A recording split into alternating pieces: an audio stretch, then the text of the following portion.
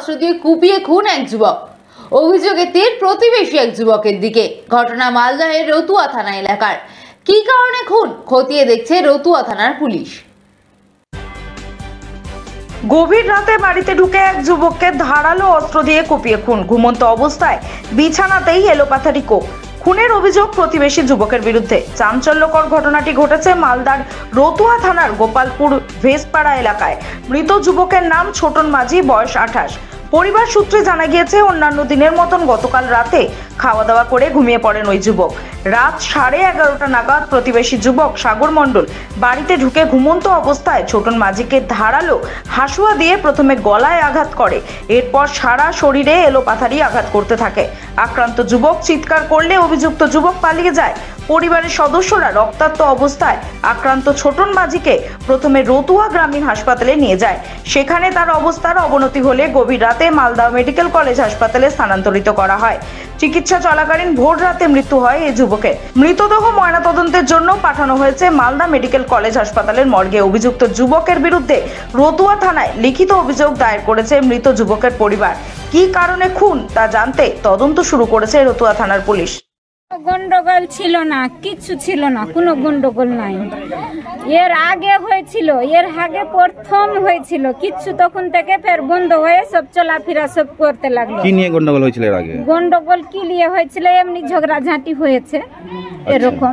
সাগর আর ছোটনের সঙ্গে? হ্যাঁ, সাগরের বাবার সঙ্গে, সাগর ছোটনের সঙ্গে। আচ্ছা, তার বদলা ওর বেটাটা নিল, কিচ্ছু হয়নি। এমনি আগে ঝগড়াঝাঁটি হয়েছিল, তো ওগুলা বন্ধ করে আর এই চলাফেরা হচ্ছিল। অনেক দিন হয়েছিল, অনেক দিন, 15-16 বছর হয়েছে। আর এই ওই সব ওগুলা সব বাদ দিয়ে সবাই চলাফেরা করতে লাগলো ভালো মন্দ। ওর বাড়ি ওই যাচ্ছে, ওর বাড়ি এর বাড়ি এই আসছে। ইয়েতে মধ্যে কি হয়েছে না হয়েছে জানি না, কিচ্ছু হয়নি, জানতে পারিনি, কিচ্ছু না, কিচ্ছু হয়নি। কালকে রাতের ঘটনা কি? কালকে রাতের ঘটনা আমার মা বলতে। আপনার নাম? আমার নাম অনিমা মাঝি। যে মারা গেছে ভাই হয়, আপনার ভাই, ছোট ভাই। খেয়ে দিয়ে ঘুমাতে যাচ্ছিলাম, আর ওই ছেলেটা এসে বলছে জীবন কাকু কোথায় আছে। কোন ছেলে? ছোটন, ওই সাগর মণ্ডল। আচ্ছা, সাগর মণ্ডল আমাকে জিজ্ঞাসা করলো কি ছোটন কাকু কোথায় আছে। তো আমি বললাম কি ওদিকে ওইটা ঘরে আছে। এই কথা করে আমি ঘুমিয়ে গেলাম। তারপরে দেখি চিৎকার হলো, গেলাম দৌড়ে, দেখছি কি একদম মারপিট একদম। তো আমি তো পারলাম না, আমাকে ধাক্কা মেরে দিল, আমি পড়ে গেলাম। ওর সঙ্গে আর কে ছিল? আর কেউ ছিল না। ওর হাতে কি ছিল? হাসুয়া ছিল, হাসুয়াটা তো ফেলে পেলি। তখন আপনার ছেলেকে কি অবস্থায় দেখতে পেলেন? যেখানে সেখানে কেটে দিয়েছে, যেখানে সেখানে কেটে দিয়েছে। তারপরে গ্রামবাসী আসলো না, গ্রামের লোক?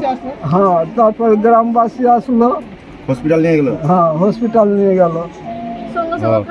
তারপরে আপনার ছেলের নাম কি? ছোটন মাঝি। আপনার ছেলে কি এখন মারা গেছে? হ্যাঁ, মারা গেছে। কোথায়? হসপিটালে? মালদা হসপিটালে। এখন কি চাইছেন আপনি?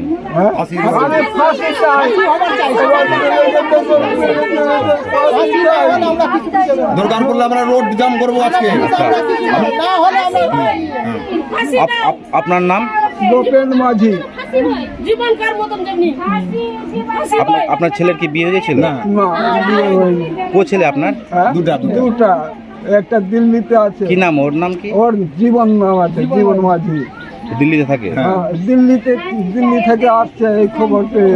আপনার এই ছেলেটা কি কাজ করতো? দোকানে কাজ করছে, এই ঘোষের কুরকুরার দোকানে কাজ করছিল। আমরা কিছু শুনেন বাবা, 8 দিন থেকে অসুস্থ আছে, আর ওর বাড়ি যাচ্ছি না। 2-3 বছর থেকে ওর সঙ্গে চলাচল হচ্ছে না, ঝগড়া হয়েছে।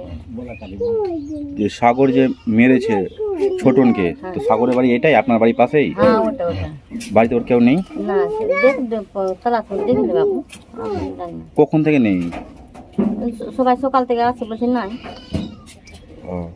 বাড়ি ছেড়ে পালিয়ে গেছে? হ্যাঁ। কি নাম আপনার দাদা? আমার কোনো কামড় নেই।